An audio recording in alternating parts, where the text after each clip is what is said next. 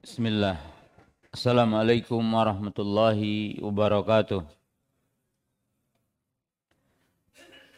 Alhamdulillah hamdan katsiran thayyiban mubarakan fi kama yuhibbu rabbuna wa yardah. Ashhadu an la ilaha illallah wahdahu la syarikalah wa ashhadu anna Muhammadan abduhu wa rasuluh. Wassalatu wassalamu ala Rasulillah wa ashabihi wa man tabi'ahum bi ihsanin ila yaumidin, amma ba'du. Ya ayyuhalladzina amanu taqullaha haqqa tuqatih wa la tamutunna illa wa antum muslimun. Kaum muslimin, para jamaah, para penuntut ilmu yang dimuliakan Allah Subhanahu wa taala, pemirsa MGI TV dan para pendengar radio Riyadul Jannah di mana berada.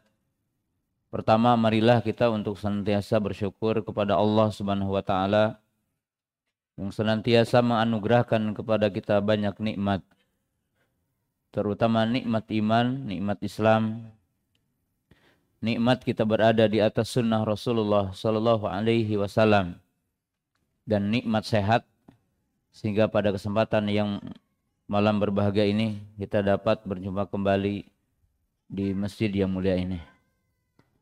Dan demikian rasa syukur, terima kasih saya sampaikan kepada seluruh pengurus Masjid Maba, Masjid Abdurrahman bin Auf radhiyallahu taala anhu, yang telah memberikan kesempatan waktu untuk kajian di malam yang berbahagia ini. Dan alhamdulillah ini adalah pertemuan yang kedua di masjid ini. Judul yang kita akan bahas di malam hari ini adalah Rasul Sallallahu alaihi wasallam. Beliau adalah sebagai guru pertama dan sebagai guru sejati. Siapa di antara kita yang ingin menjadi guru sejati, maka mesti mempelajari perjalanan Rasulullah Sallallahu alaihi wasallam dalam mengajar kepada umatnya. Setiap mukmin, setiap muslim, mukmin, mukminah, tentunya yang udah menikah, mesti kita memiliki 3 profesi yang tidak bisa dipisahkan. Ar-rajul huwal ab wa zawj wa huwal muallim. Kita sebagai seorang mukmin yang telah menikah itu mesti memiliki 3 profesi, 3 kewajiban yang tidak bisa dipisahkan. Yang pertama, seseorang itu sebagai suami, sebagai bapak, dan sebagai guru. Demikian juga untuk para wanita, para ummahat, tidak lepas dari 3 profesi ini, yaitu al-um, waz-zawjah, wal muallimah. Para ibu, para ummahat pun tidak lepas dari 3 kewajiban dan 3 profesi ini. Wanita sebagai ibu, wanita sebagai istri, dan wanita sebagai guru. Muallim, muallimah, mudarisah, murabiyah. Itu tidak lepas. Hanya wajib kita renungkan bahwa 2 profesi pertama, jadi bapak, jadi suami, tidak ada perguruan tingginya. Tidak ada sekolah untuk bisa jadi bapak. Tidak ada sekolah untuk bisa jadi suami. Oleh sebab itu tidak sedikit orang sukses jadi pemimpin di sebuah perusahaan, bahkan di sebuah kekuasaan, tapi dia tidak bisa jadi bapak di rumahnya. Dia tidak bisa jadi suami bagi istrinya. Demikian juga banyak wanita yang sukses menjadi wanita karir, bisa mencari uang dan sebagainya, tapi tidak bisa jadi istri dan tidak juga bisa jadi ibu. Maka semestinya orang mukmin mempelajari bagaimana kita jadi suami yang sejati, jadi bapak yang sejati. Sebagaimana para ummahat juga mesti belajar. Dan biasanya belajar seperti ini hanya dari kajian, taklim, ikut seminar, parenting. Sebab tidak ada sekolah yang mengajari wanita jadi seorang ibu, wanita jadi seorang istri. Dengan itu juga tidak sedikit orang yang bergelar tidak bisa komunikasi dengan suami dan seterusnya. Yang kita bahas tentunya bukan 2 poin pertama, tapi yang kita bahas adalah seseorang jadi guru dan seseorang jadi pendidik. Karena tentunya kita sebagai bapak itu pasti menjadi pendidik sebagai guru. Bahkan kalau kita diberikan pertanyaan, jika kita mencari sekolah terbaik dan kita akan mencari guru terbaik, maka tidak ada di muka bumi ini sekolah terbaik. Dan tidak ada juga di muka bumi ini guru terbaik. Yang mendekati terbaik sekolah itu adalah rumah. Jadi sekolah terbaik itu adalah rumah. Dan guru terbaik adalah kedua orang tua. Itu yang harus kita pahami. Bersama bahwa kita sebagai bapak dan para ummahat sebagai ibu, dikatakan al-baitu madrasatul ula. Rumah itu adalah merupakan lembaga pendidikan pertama. Al-ab wal mudarisatu al-ula atau al-mudarisul awal. Bahwa bapak sebagai guru pertama dan ibu sebagai guru pertama. Kaum muslimin pemirsa yang dirahmati Allah Subhanahu wa taala. Kita sebagai muslim mesti mengetahui bagaimana kita mendidik anak. Dan mendidik anak itu telah ada dalam Al-Quran. Jadi Al-Quran telah menggambarkan bagaimana mendidik anak. Di dalam Al-Quran dikisahkan para nabi, para rasul, orang soleh mendidik anak. Dan Nabi kita Muhammad Sallallahu Alaihi Wasallam itu dinyatakan di dalam Al-Quran dan di dalam hadis beliau sebagai guru. Bahkan Allah Subhanahu wa taala mengingatkan nikmat terbesar bagi umat Islam, dan bahkan Allah Subhanahu wa taala mengingat-ingat nikmat yang agung ini. Jadi Allah Subhanahu wa taala mengingat-ingat nikmat yang agung ini. Allah berfirman, laqad manallahu 'alal mu'minina idz ba'atsa fihim rasulan min anfusihim. Sungguh Allah telah memberikan nikmat. Apa nikmat terbesar kepada orang beriman? Laqad manallahu 'alal mu'minin. Sungguh Allah Subhanahu wa taala telah menganugerahkan nikmat. Apa nikmat itu? Allah mengatakan idba'atsa fihim rasulan. ketika Allah mengutus kepada orang-orang beriman seorang rasul min anfusihim.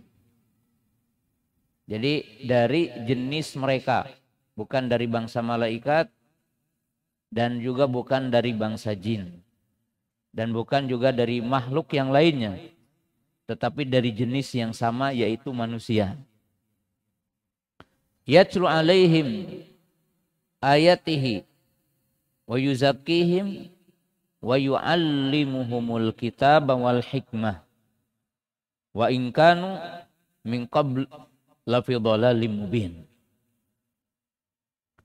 Jadi Allah Subhanahu wa taala menganugerahkan kepada kita orang beriman adalah rasul, kerasulan, kenabian.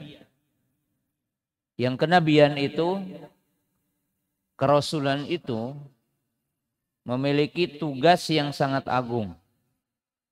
Sebagaimana disebutkan dalam ayat ini. Di mana tugas kenabian, tugas kerasulan, dan tugas Nabi kita Muhammad sallallahu alaihi wasallam di dalam ayat ini yaitu disebutkan 3. Yang pertama, yatlu alaihim, yaitu ayatihi, yaitu membacakan ayat-ayat Allah. Kemudian mengajarkan Alkitab wal hikmah, yaitu mengajarkan Al-Quran dan mengajarkan sunnah. Wa yuzakkihim, kemudian mensucikan. Itu tugas kenabian, tugas kerasulan. Ini adalah nikmat yang sangat agung. Para rasulu sallallahu alaihi wasallam huwal muallim. Maka Nabi kita itu dipastikan adalah guru. Dan Allah Subhanahu wa taala juga menyebutkan dalam ayat lain seperti disebutkan dalam surah Al-Jum'ah, waladzi ba'atsa fil ummiyina rasulan minhum yatlu alaihim ayatihi wa yuzakkihim wa yuallimuhumul kitaba wal hikmah. Jadi Nabi SAW itu muallim. Beliau adalah seorang guru. Demikian juga disebutkan oleh Allah Subhanahu wa taala dalam surah Al-Baqarah. Kama arsalna fikum rasulan minkum yatlu alaikum ayatina wa yuzakkikum wa yuallimukumul kitaba wal hikmah wa yuallimukum ma lam takunu ta'lamun. Jadi diulang-ulang bahwa Rasul kita adalah muallim, guru. Maka beliau dikatakan al-muallimul awal. Kemudian Nabi Sallallahu Alaihi Wasallam memproklamirkan diri bahwa beliau muallim. Qala Nabi Sallam, innama bu'istu mualliman. Beliau mengatakan hanyalah aku diutus untuk menjadi muallim, untuk menjadi guru. Wa qala Nabi sallallahu alaihi wasallam, innallaha lam yab'atsni mu'annitan wala muta'annitan walakin ba'atsani mualliman muyassiran. Bahwa Nabi sallallahu mengatakan Allah tidak mengutusku untuk membawa kekerasan, syariatkan syariat yang berat. Tapi Allah mengutusku untuk menjadi muallim, menjadi guru. Dan membawa kemudahan.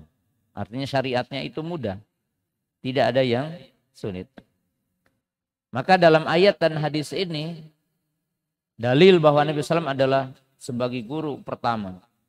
Guru dari guru-guru. Kemudian Nabi SAW sebagai guru yang visioner. Artinya visioner itu guru yang memprediksi dan telah memiliki perencanaan untuk manusia. Guru yang mengetahui muridnya. Guru yang mengarahkan muridnya. Guru yang mengayomi muridnya. Guru yang kasih sayang kepada muridnya. Bahkan dinyatakan tidak ada guru sebelumnya dan tidak ada guru setelahnya yang lebih baik dari baginda Nabi Shallallahu Alaihi Wasallam.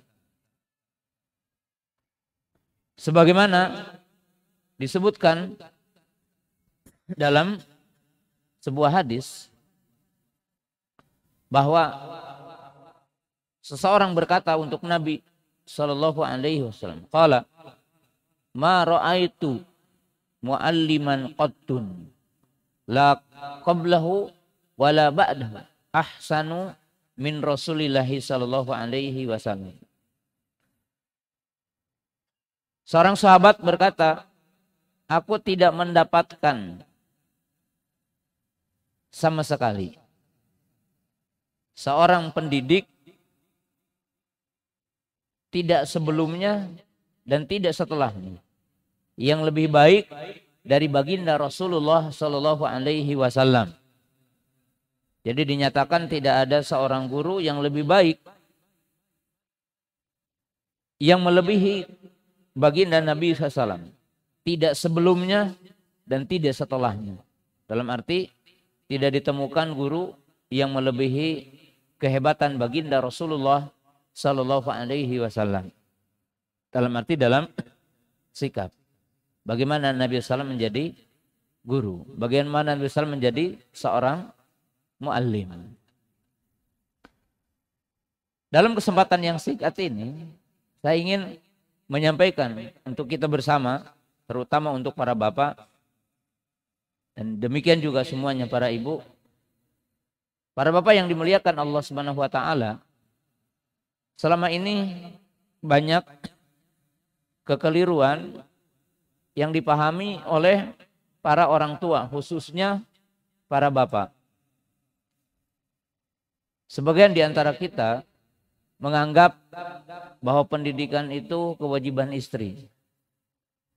Karena para suami itu menganggap kami mencari nafkah, kami mencari cuan, berarti yang mendidik adalah istri. Gitu. Dan ini keliru. Karena yang diperintahkan awal itu adalah bapaknya, suaminya. Allah berfirman, ya ayyuhalladzina amanu qu anfusakum wa ahlikum naro. Jadi yang pertama diperintahkan adalah suami, bukan istri. Itu yang pertama. Yang kedua, kalau kita lihat Al-Quran, dari surah Al-Baqarah, dari surah Al-Fatihah, sampai surah Qul Anwar bin Nas, itu disebutkan oleh para ulama, tidak kurang dari 17 kali bentuk dialog bapak dengan anak, atau orang tua dengan anak. Jadi kisah-kisah bagaimana seorang bapak duduk dengan anaknya, mengedukasi anaknya, dikisahkan dalam Quran. Itu dikisahkan tidak kurang 17 kali kisah bentuk dialog antara orang tua dengan anak. Dan yang sangat uniknya, itu sebutkan 14 kali itu bapak dengan anak. 2 kali ibu dengan anaknya, dan 1 kali tidak disebutkan nama dari orang tuanya. Jadi yang paling banyak kisah dalam Quran adalah orang tua. Itu adalah bapak. Bahkan Allah Ta'ala mengkisahkan kisah yang sangat khusus dalam Quran adalah Luqmanul Hakim. Seorang bapak yang bijaksana. Seorang pemimpin yang bijaksana berupa seorang bapak. Dikisahkannya Luqmanul Hakim. Tidak dikisahkan seorang wanita secara khusus. Ya. Tapi kalau kita cermati di dunia pendidikan Pak, dan ini yang harus jadi introspeksi para bapak ya. Kalau ada pertemuan orang tua dengan pihak sekolah, itu 80% yang datang ibu-ibu ini. Jadi jarang bapak-bapak itu datang. Kalau ada parenting gitu ya. Kalau parenting yang datang ibu-ibu, ya itu 80%. Walaupun di sekolah kami, di Usunnah, udah banyak orang bapak-bapak yang datang ya, karena sering disentil gitu ya. Ya dalam Al-Quran itu ceritanya bapak. Nabi Ibrahim, Nabi Yusuf, Nabi Nuh, Nabi Yakub, itu ya. Kisahnya adalah orang tua bapak. Sedikit yang berkaitan dengan ibu. Dan ini harus menjadi perhatian. Ya. Bahkan di dunia pendidikan ini sebuah observasi itu ada yang dinamakan fatherless. Fatherless itu satu fenomena di mana bapak tidak hadir di keluarga. Jadi bapak banyak tidak hadir di keluarga. Banyak anak yang mengatakan, Bu, enak ya kalau tidak ada bapak. Karena dianggap bapak itu tidak mau bikin nyaman di rumah. Ya, ini bahaya. Dan Indonesia itu dalam data statistik nomor 3. Amerika, Australia, kemudian kita Indonesia nomor 3. Jadi negara yang termasuk orang tuanya, bapaknya tidak punya perhatian besar terhadap dunia pendidikan anak. Dan antum juga sama. Kalau udah menyekolahkan anak di pesantren, antum merasa udah aman. Dan menyangka bahwa telah selesai mendidik anak. Dan ini sesuatu yang keliru yang dipahami oleh kita dalam dunia pendidikan. Nah, oleh sebab itu, saya ingin menyampaikan beberapa faedah di kesempatan malam yang berbahagia ini. Walaupun dengan kalimat-kalimat yang singkat insya Allah. Kita lihat dalam ayat yang tadi.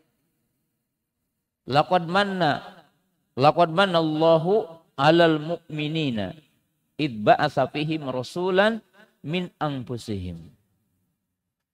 Sungguh Allah telah menganugerahkan, telah memberikan nikmat, dan Allah mengingat-ingat nikmat ini. Jadi supaya kita bersyukur, supaya kita ingat. Apa nikmat terbesar ini? Allah mengutus seorang Rasul min anfusihim. Al-Imam Ibnu Katsir rahimahullahu ta'ala menyebutkan salah satu faidah. Artinya faidah itu salah satu kesimpulan kenapa bahwa Allah Subhanahu wa taala mengutus Rasul itu tidak dari bangsa malaikat atau tidak dari bangsa jin. Tapi Allah Subhanahu wa taala mengutus Rasul ini dari bangsa manusia. Tidak dari bangsa jin. Nah, Imam bin Mukatsir rahimahullahu taala mengatakan, untuk apa katanya? Beliau mengatakan dengan 4 kalimat. 1, supaya bisa menghitobnya. Artinya menghitob itu mengajak bicara dengan bahasa yang sama gitu. 1. Yang kedua, supaya bisa mujalasah, bisa duduk. Bisa duduk. Duduk kita. Yang ketiga, bisa mendengar. Artinya mendengar keluhannya apa ya. Sebab kalau beda bahasa susah. Untuk memahami apa keluhannya. Yang keempat, memiliki perasaan yang sama. Sebab kalau manusia makhluk berbeda, perasaannya kan berbeda. Para ulama mengatakan dari potongan ayat ini menunjukkan, dan ini salah satu kekeliruan pendidikan kita di rumah, termasuk juga pendidikan kita di Indonesia. Karena apa yang kita pahami di dunia pendidikan, pendidikan itu kan hanya transfer knowledge. Dipahami oleh kita pendidikan itu hanya menyampaikan materi. Kalau para bapak, para ibu yang dipahami pendidikan itu melarang, menyuruh, atau ngomel. Itu dunia pendidikan kita ya. Jadi antum ketika datang ke rumah, anak belum sholat, pasti diawali dengan ngomel. Sholat kamu, ayo sana. Nah ini tidak menggambarkan ayat ini. Kalau ayat ini mengatakan Rasulan min anfusihim. Kata Imam Ibnu Katsir. Supaya apa? Supaya kita bisa yukhotib. Wa yujalisuhu. Wa yukallimuhu. Kita bisa bicara dengannya, bisa duduk bersamanya, bisa menegurnya, bisa mengarahkannya. Kita bisa memahami isi hati anak itu apa. Gitu. Makanya pendidikan dan dakwah itu tidak hanya kita di mimbar. Saya berdakwah itu tidak hanya di mimbar. Tapi dakwah itu harus muayyasyah ma'anas. Pendidikan itu, dakwah itu harus fakta. Kalau dalam istilah dunia pendidikan sekarang, pendidikan itu adalah kontekstual. Artinya menyentuh hal-hal yang real dalam kehidupan. Dan kita harus duduk. Jadi pendidikan itu bukan seperti calok mobil, bukan seperti tukang parkir. Kanan, kiri, kanan, kiri. Itu kan dari kejauhan. Prit. Enggak. Tapi pendidikan itu muayyasyah, hidup. Kehidupan yang apa? Yang nyata. Dalam dunia nyata. Menyentuh.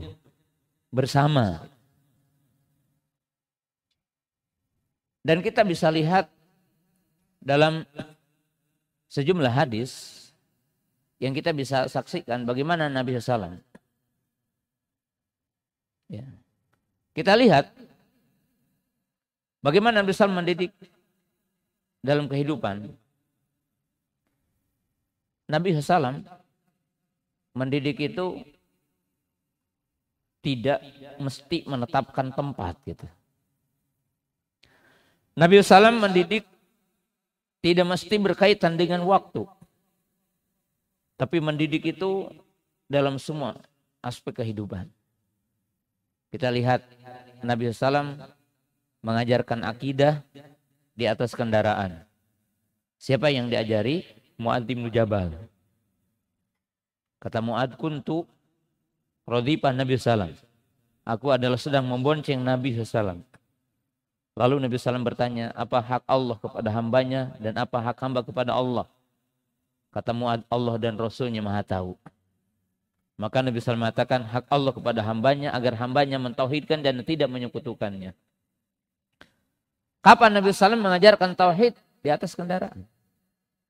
Pernah nggak antum mengajarkan tauhid sambil berjalan, nyetir anak, kemudian ditanya, atau antum ngajarin itu bikin stres anak? Hati-hati ya, nanti jam sekian kamu ada di rumah. Kalau enggak, pukul.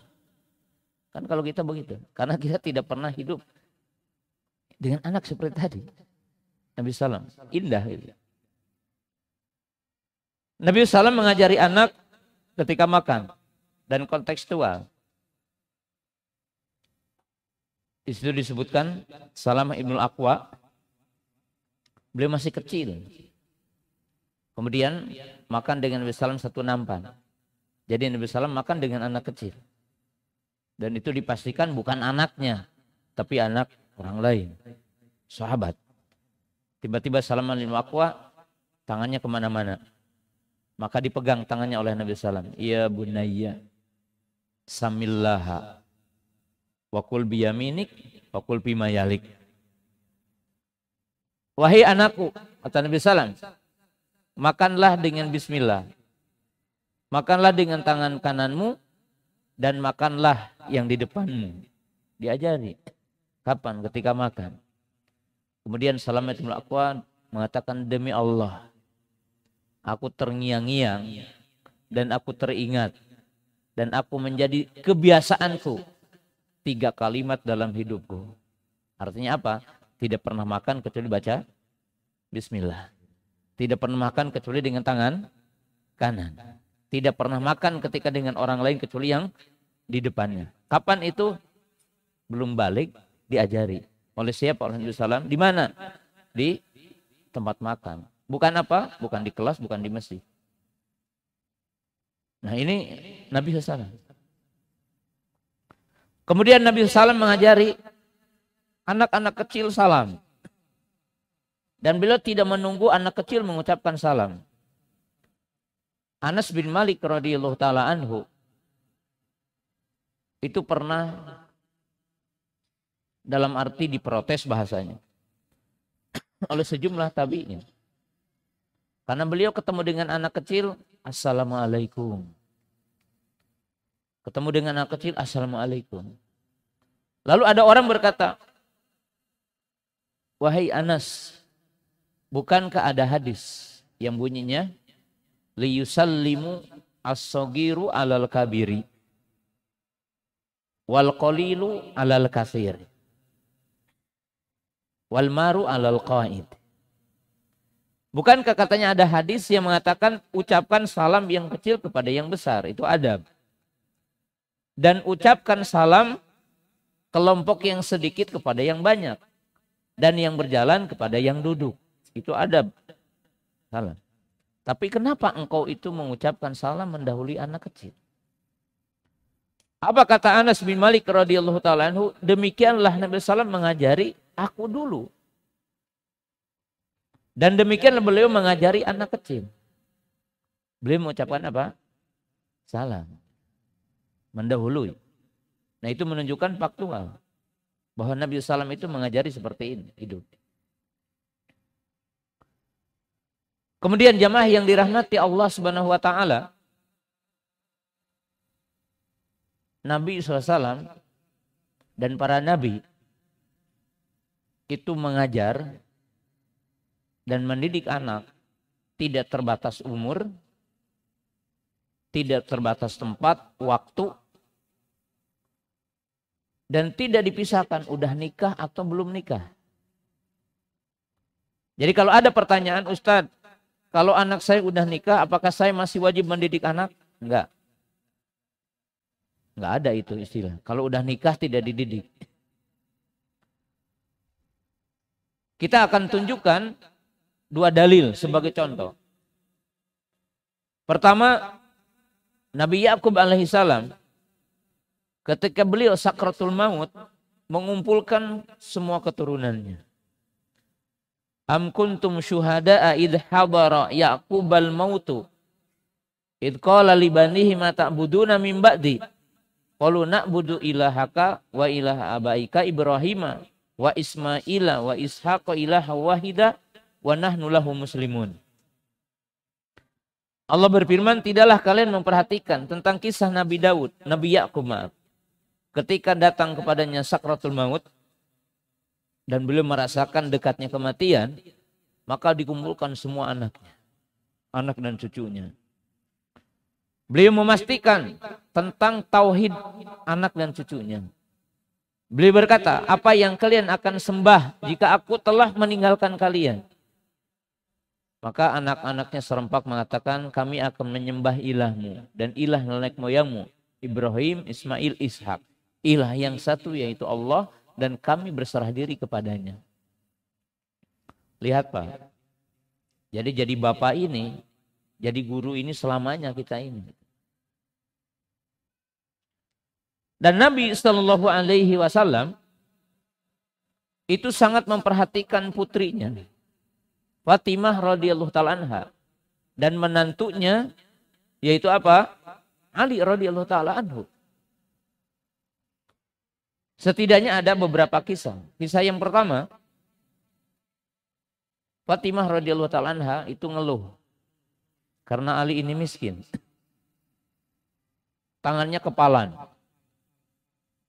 Sampai tangannya ini berbekas gitu. Karena sering menumbuk gitu.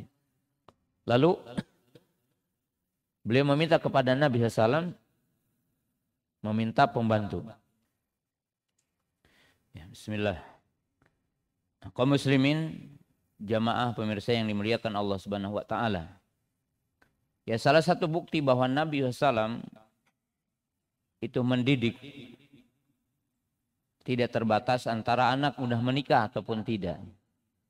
Bahwa Nabi SAW memperhatikan putrinya Fatimah radhiyallahu ta'ala anha dan masih mendengar keluhannya, masih mendengar kebutuhannya. Datang Fatimah radhiyallahu ta'ala anha dan mengeluh tentang sesuatu yang dirasakan. Maka beliau meminta seorang jariyah, budak, yang bisa menjadi pembantu di rumahnya. Kemudian Nabi Shallallahu Alaihi Wasallam berkata kepadanya, maukah aku berikan solusi yang lebih baik dari apa yang kamu inginkan? Karena Nabi SAW juga mengukur hatinya. Karena kalau dibeli budak, jariyah, dan itu akan menjadi milik, maka boleh nanti dijima oleh Ali radhiyallahu ta'ala anhu dan menjadi bagian dalam keluarga. Maka Nabi SAW mengatakan, maukah aku beri solusi yang lebih baik dari itu? Apa kata Fatimah? Maka Nabi SAW mengatakan, baca Subhanallah 33 kali, Alhamdulillah 33 kali, Allahu Akbar 33 kali, La ilaha illallah. Dan kontinyukan olehmu dalam setiap sholatmu. Maka Fatimah radhiyallahu ta'ala anha memilih itu. Dan beliau mengkontinyukan dan mendawamkan zikir ini. Maka setelah itu beliau mengungkapkan, setelah aku menjaga zikir ini, maka aku tidak merasakan letih dan tidak mendapatkan kembali bekas di tanganku. Yang jelas di sini Nabi SAW memberikan solusi dan tetap memberikan jawaban terhadap keluhan anaknya. Contoh yang kedua, bahwa satu ketika Ali radhiyallahu ta'ala anhu itu mau menikah lagi. Dan wanita yang akan dinikahi oleh Ali radhiyallahu ta'ala anhu waktu itu adalah putrinya Abu Jahal. Ia merupakan musuh Nabi SAW dan mati dalam kekafiran. Maka Nabi SAW memberikan isyarat untuk tidak melakukannya. Kenapa? Karena Nabi SAW mengetahui tentang bagaimana putri Rasulullah SAW yang itu bersih disatukan dengan putri seorang yang sangat benci kepadanya. Dan Ali radhiyallahu ta'ala anhu tidak menikah kepada selain Fatimah ketika Fatimah masih hidup. Beliau menikah lebih dari satu setelah Fatimah radhiyallahu ta'ala anha wafat. Nah, ini bukan berarti tidak boleh ta'adudnya. Tetapi seorang bapak itu masih jadi bapak walaupun anaknya udah nikah. Dan senantiasa memberikan arahan. Dan Nabi SAW adalah guru sejati. Yang ketiga, Nabi SAW juga suka mengintai, melihat tentang harmonisnya atau tidak. Ketika Nabi SAW masuk ke rumah Fatimah radhiyallahu ta'ala anha dan didapatkan Ali tidak ada di rumahnya. Karena telah terjadi sesuatu dengan Fatimah radhiyallahu ta'ala anha. Maka dicari Ali radhiyallahu ta'ala anhu. Dan didapatkan Ali radhiyallahu ta'ala anhu ada di masjid, tertidur lelap dan memakai selendang, dan debu-debu telah memenuhi kain dan bajunya. Artinya selendang dan bajunya. Maka Nabi SAW menegurnya dan mengislahkan. Kum ya Abu Turab. Bangun wahai Abu Turab. Ini menunjukkan bahwa seorang bapak, seorang muallim sejati, bapak menjadi guru yang sejati dengan anaknya, itu tidak terbatas dengan tempat, waktu, tapi selalu menjadi bapak. Itu salah satu contoh yang sangat agung dalam sejarah. Kemudian yang kedua, yang saya juga ingin sampaikan tentang bagaimana Nabi SAW menjadi guru, baik di rumah ataupun di luar. Dan ini yang mungkin tidak terlintas dalam perasaan kita seorang bapak dan tidak terlintas dalam banyak guru. Yaitu apa? Bapak itu harus bisa muda'abah wa mula'abah. Seorang bapak, seorang guru itu harus bisa bersenda gurau dengan murid. Banyak guru yang beranggapan kalau tidak jaim nanti tidak dihormati muridnya. Jadi banyak guru yang membuat muridnya takut. Banyak bapak yang membuat anaknya dibikin takut. Yaitu harisma yang dibuat-buat dan tidak natural. Mula abah, bencekrama, bergurau. Tentunya bukan main-main. Bukan hal yang dikatakan buruk dalam pandangan kita. Nabi Shallallahu Alaihi Wasallam itu menyatu dengan anak gitu. Jadi seorang guru itu harus menyatu hatinya dengan muridnya. Kita lihat dalam banyak waktu. Dan poin ini saya gabungkan dengan poin ketiga. Di antara kewajiban bapak, ibu, dan guru itu harus mampu memberikan waktu bermain yang cukup untuk anak. Bukan mahasiswa ya, anak ini. Yang dimaksud anak ini yang belum dewasa. Banyak orang tua yang berpikiran dari satu sisi itu dibenarkan, tapi satu sisi tidak dibenarkan secara mutlak. Kita mengatakan bahwa waktu kecil itu waktu kita untuk bisa mengakses ilmu dan kita akan kuat ilmu. Betul.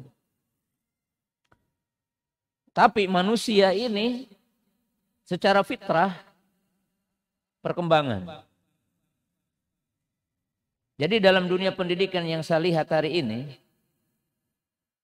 banyak di antara kita yang kalau udah S1 itu udah tidak lagi mau belajar. Kenapa? Karena mungkin ketika masa kecilnya tidak diberikan waktu untuk bermain. Sehingga udah lelah. Gitu.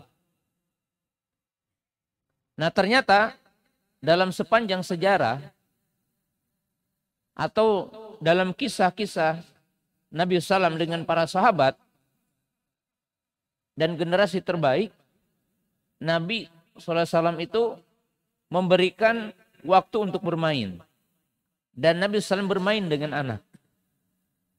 Bahkan di masa-masa tertentu, Nabi SAW tidak ingin memutuskan waktu anak bermain. Nabi SAW satu ketika sholat, kemudian tiba-tiba di antara cucunya, Hasan dan Husain, beliau naik ke punggung Nabi SAW. Sehingga Nabi SAW itu sujudnya lama sekali. Sehingga ada sahabat yang berusaha mencari tahu, dia bangkit dari sujudnya. Maka didapatkan di situ ada cucunya sedang kuda-kudaan. Artinya Nabi SAW menjadikan sebagai kuda, tunggangan. Kemudian diangkatlah oleh sahabat itu. Lalu setelah selesai sholat, sahabat itu bertanya kepada Nabi SAW, bagaimana engkau bisa melakukan itu? Dalam arti kenapa? Sabar gitu ya, tetap sujud. Apa yang dikatakan oleh beliau? Demi Allah, aku tidak ingin memutuskan kesenangan cucuku ini. Tapi kan kalau kita, antum mau ngajari anak, antum ingin mengarahkan anak, anak lagi main pasti di-cut langsung. Berhenti kamu, sini. Pasti gitu ya. Nabi SAW tidak pernah melakukan itu. Jadi yang jadi permasalahan itu beda pendekatan. Dan Nabi SAW tidak seperti kita gitu. Dengan para sahabat Nabi SAW. Ya. Bahkan anak yang sedih itu diajak untuk tidak sedih. Hadis yang sangat ma'ruf bahwa ada sahabat namanya Abu Umair. Artinya ini anak kecil. Dan burung piaraannya mati. Dan Nabi SAW melihatnya sedih gitu. Maka beliau muda abah dengannya. Ya Aba Umair, madza fa'ala bin Nugair. Wahai Abu Umair, apa yang sedang dilakukan oleh si Nugair? Imam Syafi'i rahimahullah ta'ala pernah berkunjung kepada Imam Ahmad. Dan beliau tidak sholat malam. Beliau merenungi hadis ini dan mengeluarkan 1000 istimbat dari hadis ini. Yaitu hadis ya Aba Umair, madza fa'ala bin Nugair. Salah satu istimbat yang disebutkan oleh Imam Syafi'i dari hadis ini, yaitu apa? Idkholu surur. Artinya memasukkan rasa gembira kepada orang yang hatinya sedih. Kemudian apa tadi? Bahwa guru, bapak harus bisa bercengkrama dengan muridnya, dengan anaknya. Membangun komunikasi yang baik. Ya. Dan memberikan waktu untuk bermain. Ya. Jadi bermain itu di masa-masa kecil itu sangat penting. Makanya jangan heran kalau kita sekarang udah tua, antum juga gitu, udah tua. Apa? Sabtu Ahad yang mestinya duduk dengan anak itu main kita itu. Touring bukan arti tidak boleh, touring boleh. Naik apapun boleh. Tapi kalau kita merasakan itu adalah sebagai permainan di masa kita udah tua, itu menunjukkan waktu kecil kita itu tidak pernah main. Atau setidaknya karena keliru pendidikannya ketika kecil. Ya. Ini pendidikan. Ini yang kedua. Mungkin saya sebutkan 5 aja untuk menyisakan soal jawab. Yang ketiga, di antara contoh Nabi SAW mendidik dan hidup bersama sahabat, bagian dari pendidikan itu adalah berdoa untuk anak. Jadi bagian dari pendidikan adalah berdoa untuk anak. Saya akan berikan 3 contoh yang sangat konkret tentang doa. Pertama, kisah Tufail ibnu Amr ad-Dawsi. Ini seorang pemuda yang masuk Islam dari kabilah Daus. Dan kabilah Daus ini terkenal musyrik, penyembah kuburan. Lalu Tufail ibnu Amr ad-Dawsi masuk Islam. Setelah beliau bersyahadat, setelah beliau masuk Islam, maka beliau izin kepada Nabi SAW mendakwahi kaumnya. Tapi begitu lama beliau berdakwah, ternyata tidak ada seorang pun yang menerima Islam. Maka kata Tufail bin Amr, qad asad wa qad abad. Mereka telah maksiat dan telah menolak. Maka beliau berkata, ya Rasul, berdoalah kepada Allah untuk kehancuran mereka. Jadi Tufail bin Amr ad-Dawsi meminta untuk dihancurkan kaum itu. Kemudian para sahabat yang mendengar permintaan Tufail bin Amr ad-Dawsi mengatakan halakat, halakat. Mereka akan hancur. Karena menyangka Nabi SAW akan mendoakan mereka. Tapi di luar prediksi mereka, para sahabat, apa yang dikatakan oleh Nabi SAW? Allahumma di dausan wa'ti bihim. Tapi Nabi SAW justru berkata, ya Allah tunjukkan ahli Daus. Lalu memerintahkan untuk mendatangi mereka lagi. Artinya dakwah lagi. Maka Tufail bin ad-Dawsi mengatakan, demi Allah, setelah aku mendengar Nabi SAW dan dengan doanya ini, aku datang lagi. Dan aku mendapatkan hasil yang sangat menakjubkan. tidak ada satu rumah pun kecuali penghuninya masuk Islam. Menunjukkan bahwa kekuatan dalam dakwah, kekuatan dalam pendidikan salah satunya adalah doa. Yang kedua, ketika Nabi SAW datang ke Taif dan ahlu Taif itu menyakiti beliau, melempari, sejarah udah jelas ya, diketahui oleh kaum muslimin. Lalu malaikat penghuni gunung atau pemilik gunung di situ, penjaga gunung, menawarkan kepada Nabi SAW untuk menghancurkan mereka. Tapi apa kata Nabi SAW? Ya Allah, mereka adalah kaum yang jahil. Aku berharap dari sulbi-sulbi ibu mereka datang satu kaum yang mereka mentauhidkan Allah dan tidak menyekutukan Allah. Maka kita tahu sekarang ahlu Taif adalah ahlul Islam. Ini menunjukkan kekuatan doa dalam dakwah dan dalam pendidikan. Dan yang ketiga, kita dianjurkan berdoa untuk anak dalam 5 momen. Jadi antum berdoa untuk anak dalam 5 momen. 1, berdoa sebelum nikah. Jadi orang sebelum nikah juga berdoa untuk anak. Apa doanya? Rabbana hablana min azwajina wa dzurriyyatina qurrata a'yun waj'alna lil muttaqina imama. Ibadur Rahman yang belum nikah boleh berdoa ini. Berdoa kepada Allah memiliki istri yang solehah dan anak yang soleh-solehah. Yang kedua, berdoa ketika akad nikah. Akad nikah sudah didoakan. Barakallahu laka wa baraka alaika wa jama bainakuma bi khair.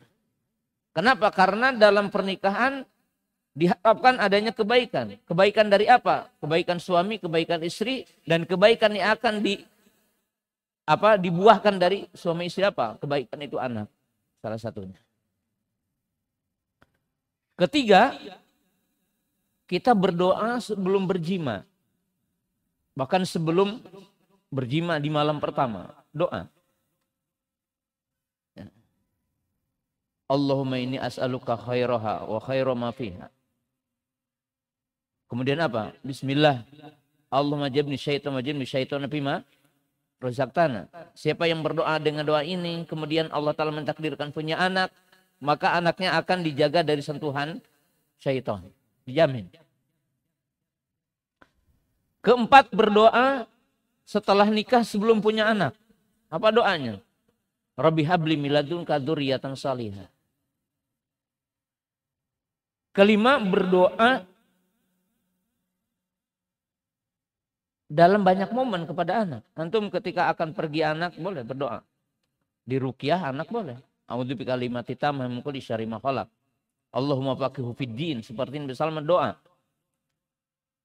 Jadi Nabi sallallahu alaihi wasallam itu punya perhatian sekali dalam mendidik anak. Salah satunya dengan doa gitu. Dan ini sangat penting. Kemudian yang keempat, di antara contoh Nabi SAW dalam mendidik anak, dan ini sangat penting, mendidik anak dengan berdialog. Jadi para ibu, para bapak yang dimuliakan Allah Ta'ala, orang tua itu pemimpin, tapi bukan berarti diktator. Seorang bapak harus mampu berdialog dengan anak, duduk. Kita tahu Pak, Nabi Ibrahim alaihissalam dapat wahyu. Wahyu kan hak. Mimpi wahyu untuk menyembelih anaknya. Tapi Allah masih mengkisahkan. Dan Nabi Ibrahim mengatakan, Fandur madataro. Ya bunayya, ini arafil manam an adbahud. Fandur madataro. Aku mimpi bahwa aku menyembelihmu. Aku diperintahkan untuk menyembelihmu. Bagaimana pandanganmu? Kenapa? Karena pendidikan itu intinya bagaimana memahamkan sesuatu. Bagaimana menyampaikan sesuatu dan anak paham kepada sesuatu itu. Nah kita kan tidak ya. Pendidikan yang kita pahami hanya doktrin saja. Tapi kalau kita lihat dalam Quran, kata Nabi Nuh alaihissalam ketika mengajak anaknya dalam kondisi seperti itu masih menyebutkan hujah dan argumentasinya. Nah kita jarang gitu kan. Jarang kita menyebutkan argumentasi. Nah ini tidak boleh, apa alasannya kan itu. Ini hikmahnya. Ya. Termasuk ketika kita mengajarkan ilmu. Kenapa harus belajar ilmu ini? Kenapa harus belajar ilmu ini? Manfaatnya apa? Nah yang terakhir, yang kelima. Kaum muslimin jamaah yang dirahmati Allah Ta'ala. Pendidikan itu adalah contoh. Gitu. Pendidikan itu adalah qudwah. Pendidikan itu adalah suri tauladan. Maka guru, orang tua, bapak atau ibu adalah role model bagi anak kita. Maka dalam posisi ini, Pak, Bu, kalau kita di rumah tidak boleh melakukan sesuatu kecuali bernilai edukasi. Kita tidak boleh menyapa istri dan istri tidak boleh menyapa suami yang tidak punya nilai edukasi untuk anak. Karena semua apa yang kita lakukan itu adalah sebagai sesuatu yang akan menjadikan kebahagiaan dari kehidupan anak.